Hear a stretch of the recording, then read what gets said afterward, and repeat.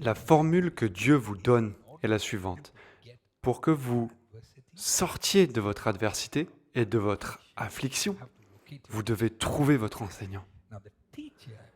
L'enseignant vous donnera un enseignement, pas une prière, pas une prophétie. Vous êtes très silencieux. Ok. Cela signifie que l'enseignant n'est pas un enseignant du texte. L'enseignant est l'enseignant de la parole vivante. Cela signifie que la vie doit circuler dans son enseignement. Sinon, n'importe quel enseignant peut vous aider à sortir de l'adversité. Ce n'est pas n'importe quel enseignant parce que ce n'est pas n'importe quel enseignement.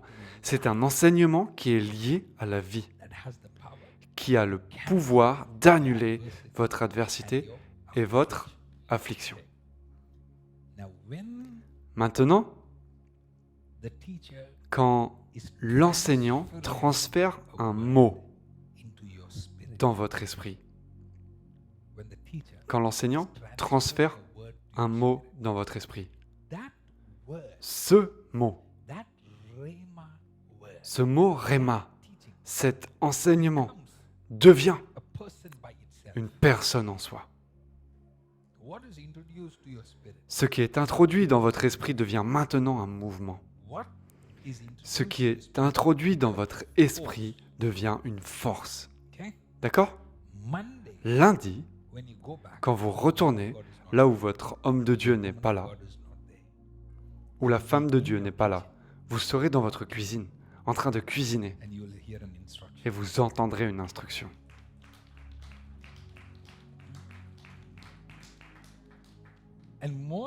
Et la plupart d'entre vous diront « Oh, je priais dans ma cuisine, je lisais le psaume 23 et j'ai reçu une parole. » Ok, calmez-vous. Est-ce que c'est vous ?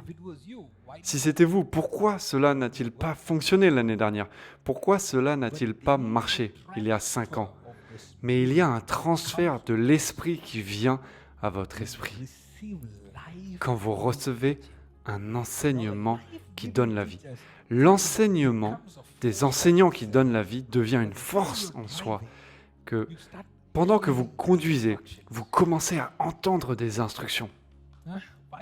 Pendant que vous conduisez, vous commencez à entendre doucement, calmez-vous. C'est la voix qui se trouve derrière votre oreille.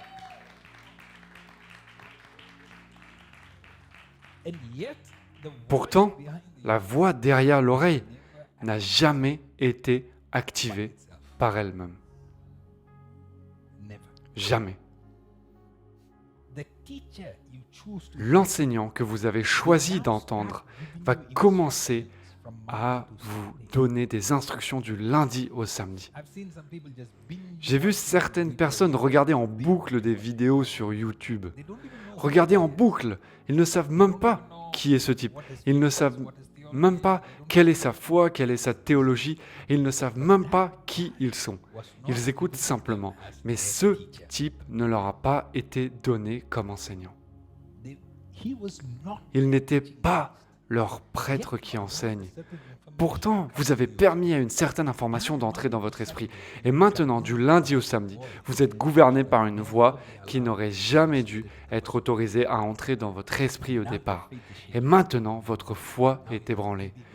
Vous vous dites alors que c'est peut-être une souffrance que Dieu permet. Pourquoi ? Parce que vous avez entendu un enseignant qui a introduit un manque de foi dans votre esprit. Lorsque j'ai découvert cela, il m'est devenu très difficile d'entendre des messages. Il y a un enseignement qui peut élever votre rang parce que l'enseignant vient d'un rang différent. Et puis soudain, vous entendez un enseignement, un très bon enseignement. Mais dans les royaumes de l'esprit, l'enseignant avait un rang encore plus bas que le vôtre. Pourtant, vous ne pouviez pas articuler cet enseignement aussi bien qu'il pouvait le faire. Et vous avez été époustouflé par sa capacité d'articulation, si bien que vous avez soumis votre grâce. Vous soumettez votre grâce à un esprit. En fait, c'est vous qui êtes censé prier pour lui. Mais comme vous n'êtes pas doué pour la parole, vous laissez entrer tout et n'importe quoi dans votre esprit. Maintenant, du lundi au samedi, vous êtes gouverné par cette voix. Bon, à ce moment-là, il se passe quelque chose. Quelle est la prochaine ligne? Vous commencez alors à entendre. Voici le chemin à prendre, marchez-y. Mais votre enseignant n'est pas dans votre maison. Votre enseignant n'est pas dans votre bureau. Votre enseignant n'est pas là pour vous dire ce café que vous allez prendre avec cette personne. Ah, c'est juste quelques frites. Vraiment. Vraiment. Parce qu'il y a un échange qui se produit et qui veut détruire votre esprit. Êtes-vous avec moi? Il y a une voix qui vous dit d'aller à gauche, d'aller à droite. Mais c'est fondé sur cet enseignement qui est venu, d'accord? Et la ligne suivante dit quoi? Vous considérerez comme impur. Vous considérerez comme impur. Cela n'a rien à voir avec l'enseignant. L'enseignant nous introduit à une norme. Un enseignant vous présente un Dieu illimité. Je dis cela parce que certains enseignants vous ont présenté un Dieu très faible.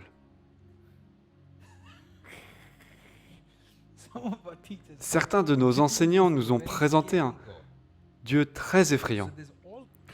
Il y a donc toutes sortes de dieux que l'on peut rencontrer. Mais lorsqu'on vous présente correctement un Dieu illimité, maintenant, il prend sa propre forme, nature et caractéristique en vous. Et vous commencez à fonctionner d'une manière que vous n'auriez jamais dû avoir en premier lieu. Vous n'êtes plus intimidé par les gens parce que vous fonctionnez dans une grâce différente. Votre style de mode change parce que vous fonctionnez dans une grâce différente. Votre façon de parler change parce que vous êtes introduit dans une grâce différente. L'excellence dans les choses que vous faites change. Excellence. Excellence. Tout ce que vous construisez commence maintenant à refléter un esprit différent. Parce que vous avez été introduit à un niveau différent. Vous avez été introduit à une norme différente. Maintenant, vous pouvez regarder certaines choses et vous commencerez à reconnaître qu'il s'agit d'un faux Dieu. Maintenant, cette parole vous a déjà donné l'intelligence. Maintenant, cet enseignement vous a déjà donné la gouvernance. Vous vous regardez déjà et vous dites, cela est de l'immaturité. Et vous ne saviez pas que c'était de l'immaturité l'année dernière. Maintenant, vous êtes capable de dire, au moins une personne est d'accord avec ce que je dis. Maintenant, vous êtes capable de dire que ce n'est pas bien. C'est parce que vous ne vous êtes pas familiarisé avec elle que vous êtes en mesure de la reconnaître à juste titre comme une image.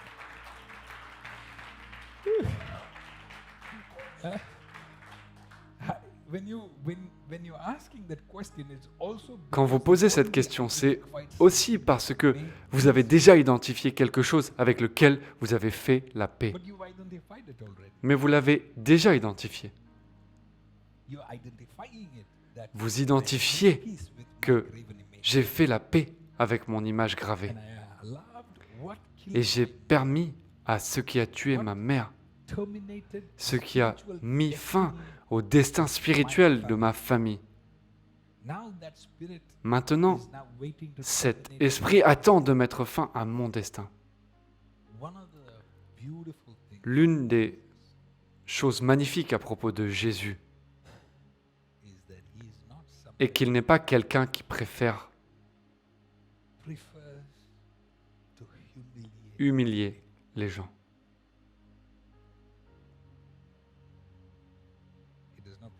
Il ne préfère pas humilier les gens.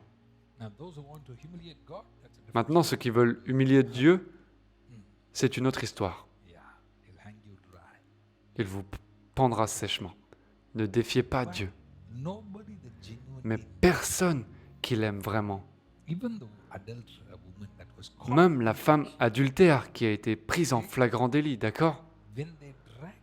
Quand ils l'ont traînée devant lui, le Seigneur a dû se mettre au travail. En écrivant chaque individu, tous les péchés de ses accusateurs, il a commencé à écrire sur le sable. Tous les accusateurs étaient curieux de savoir ce qu'il écrivait. Ils vont le voir et il écrit le nom de tous ceux avec lesquels ils ont été impliqués, l'un après l'autre. Ils ont laissé tomber la pierre et ont dit « c'est bon, je n'ai pas de problème avec elle » et ont commencé à partir, jusqu'à ce que la dernière personne s'en aille. Le Seigneur dit alors « tes accusateurs sont tous... Il n'y a plus d'accusateurs, je ne t'accuse pas non plus, mais va et ne pêche plus. » Dieu n'est pas intéressé par le fait de tirer sur votre passé. Il est simplement intéressé par le fait que vous n'y retourniez pas.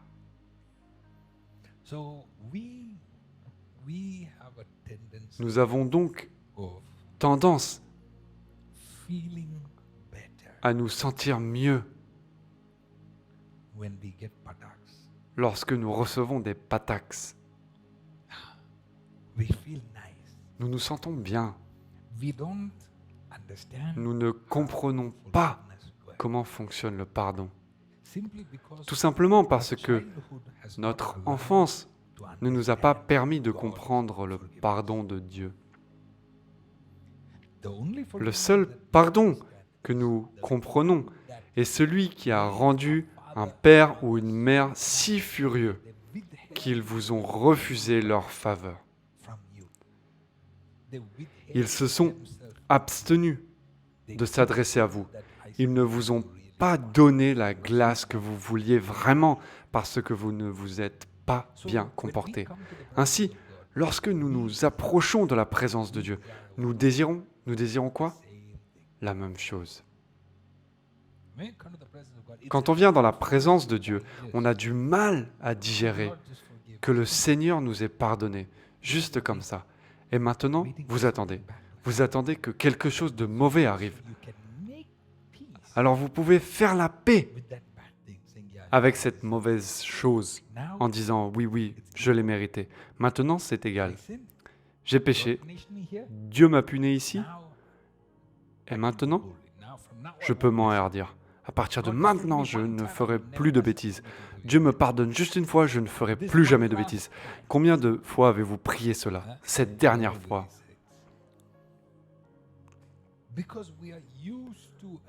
Parce que nous sommes habitués à une nature qui n'a pas besoin, que nous sommes habitués à une nature qui a besoin d'un mot dur, où l'enseignant peut venir et dire « Toi, ton idole est ceci, toi, ton idole est cela. » Oh, nous pleurons, nous faisons du bruit, nous nous sentons bien. Je suis en train d'exposer certains d'entre vous maintenant. Mais ce n'est pas la bonne façon. Ce n'est pas la bonne façon. Quand vous viendrez,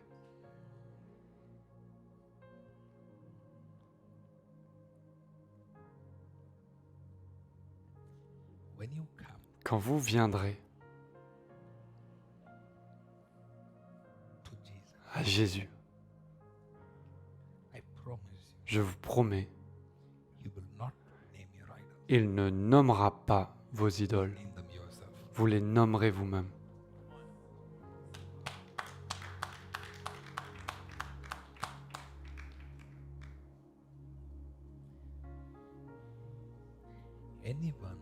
Tous ceux qui ont eu l'occasion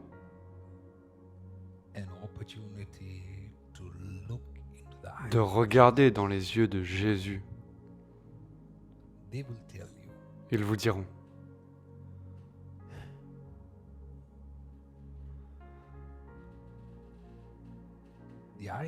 les yeux de Jésus communiquent sans parler.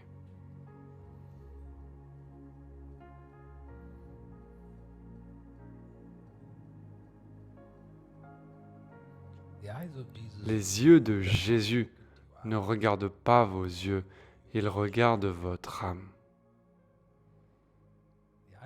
Les yeux de Jésus regardent votre passé entier, avant même que vous n'ayez été formé dans le ventre de votre mère. Ça, c'est Jésus. Ainsi, lorsque vous fixez vos yeux sur la parole et regardez dans ses yeux à travers sa parole, la parole a le pouvoir de pénétrer toutes les ténèbres que vous avez laissées s'installer dans votre vie. Maintenant, vous devez faire attention à ne pas donner une excuse pour expliquer pourquoi les ténèbres étaient là. Chaque fois que vous dites « j'ai fait ceci parce que mon père l'a fait », maintenant vous créez une revendication pour que ce péché reste dans votre vie. Parce que vous ne dites pas « c'est mon péché, c'est ma désobéissance à la miséricorde de Dieu, c'est ma rébellion contre la grâce généreuse de Dieu ». Au lieu de cela, vous dites « oh, c'est le péché générationnel dans ma vie ». Vraiment.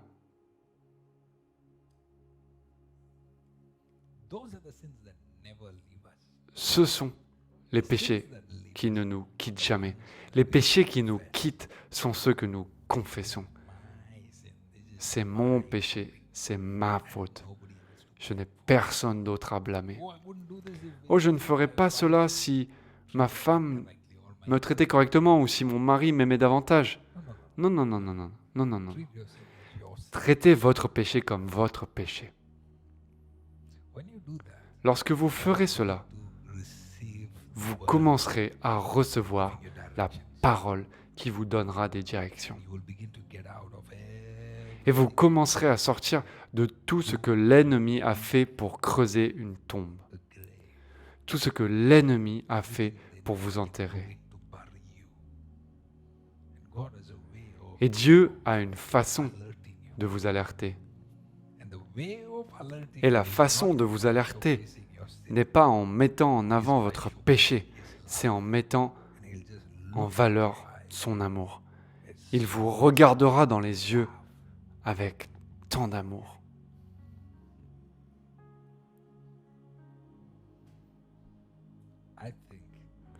Je pense que nous devons donner à Jésus un magnifique applaudissement de louange.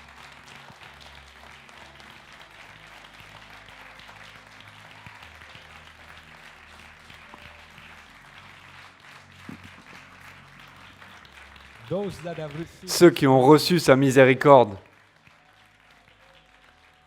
remerciez-le, remerciez-le, remerciez-le.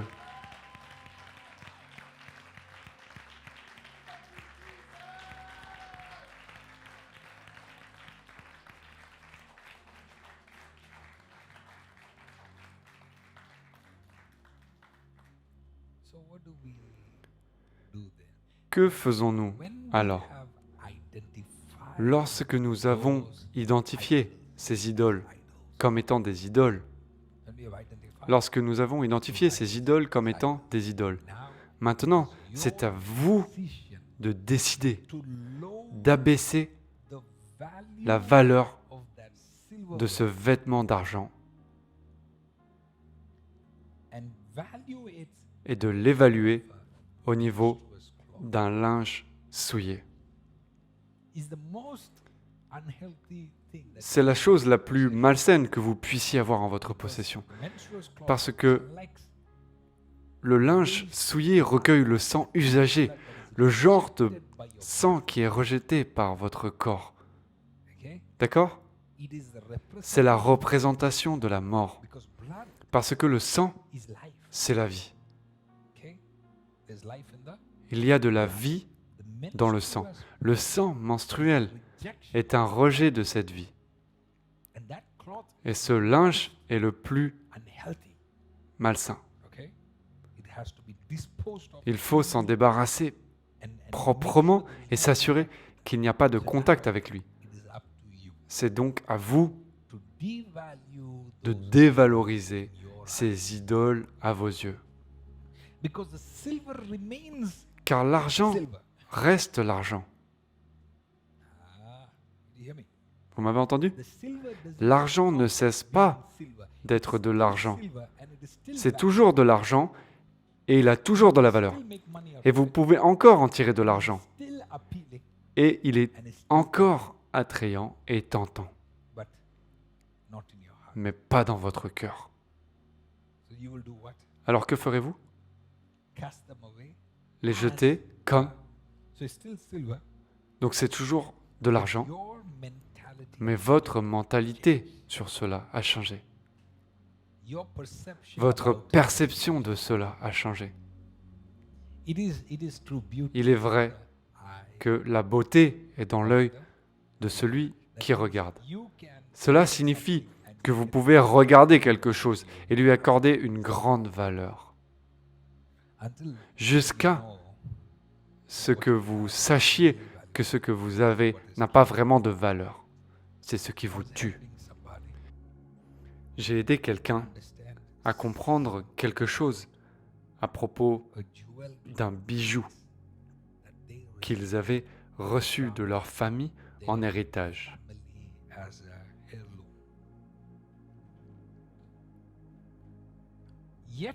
Pourtant, l'esprit qui combattait leur famille était maintenant en train de réclamer ce collier et de s'en prendre à eux. D'accord? Juste par héritage. Il y a eu un transfert qui leur a été donné par le biais d'un bijou. Maintenant, chaque fois qu'ils portaient ce bijou, Satan disait « J'ai un droit sur vous ». Ce qui est arrivé à ce bijou est que ce bijou a été porté par quelqu'un qui avait une limitation. Ce bijou leur a été donné par leur mère qui avait cette limitation. Cette limitation a été transmise génération après génération. Et maintenant, voici un enfant de Dieu qui n'a pas demandé à Dieu « Dois-je prendre ceci ?» Pourquoi sommes-nous devenus si faibles? Combien coûte ce collier? Et pourtant, nous avons du mal à dire non. Abraham a dit « Ne me donne pas même un cordon de sandales afin que tu ne puisses pas dire que tu m'as rendu grand. » C'est parce que nous ne pensons pas qu'il y a un héritage que Dieu peut me donner. Dieu peut me rendre grand. Ainsi, lorsque nous entendons parler d'un petit héritage à venir, nous ne demandons même pas au Seigneur si je dois le prendre. Oh, s'il vous plaît, apportez-le, apportez-le. Qu'est-ce qui vous a été transféré à travers cela? Avez-vous la victoire? Avez-vous la victoire avant de l'accepter? Avez-vous prié et vous êtes-vous assuré que Dieu vous donne un oui avant de permettre que cela entre dans votre vie? Aujourd'hui, je dois me déconnecter physiquement de quelque chose avant de pouvoir revendiquer une victoire spirituelle. Pour certaines idoles, il faut donc les dévaloriser. La valeur n'a pas changé, mais tout d'un coup, vous vous dites « Oh, c'est ma grand-mère qui me l'a donné, c'est la famille. » Et tout d'un coup, vous vous dites « Oh, tout ce que je vois, c'est que c'est un bébé serpent. » Tout d'un coup, vous ne vous souciez plus de 300 $. Vous êtes heureux de les jeter à la poubelle. Car maintenant, ce qui est une idole d'argent, vous l'avez maintenant transformé en linge souillé.